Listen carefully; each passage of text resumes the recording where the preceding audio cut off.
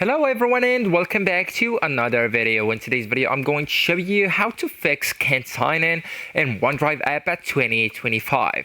So actually guys, at first you all need just to check your internet connection because this usually happens due to the network issues, account problems, outdated app or cached data. So at first you all need, as I said, to check your internet connection. So ensure your phone is connected to Wi-Fi or mobile data, and you can test by opening a website or another app like YouTube, sending a message on WhatsApp, etc.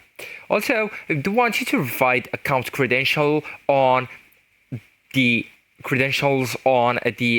sign-in phase. Okay, so make sure you are signing and with the correct Microsoft account email and password. And if you forgot your password, reset it via the www.accounts.live.com/password/reset. Okay. Also, you will need to check the Microsoft account status. So you will need to ensure that your account is active and not locked. So you'll need to visit the same website and sign in there to check. I advise you as well to update OneDrive app, so just go with your store, Play Store, App Store, and look for the OneDrive app. So use the search bar and type right there OneDrive.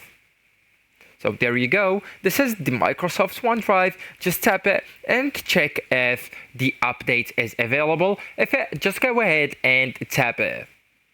Right now, we are going with clearing the cache. So to do that, you will need to go with your phone settings, scroll down until you can see the apps option, just tap it like so, and then go with manage apps tab, and then search apps or the search bar, just select it and type right there Google Drive or OneDrive. Okay, so tap it, go with storage, the first option, and you can see one option and the only one located on the bottom middle of the screen. So just tap it, go with clear cache, second option, then confirm with an OK.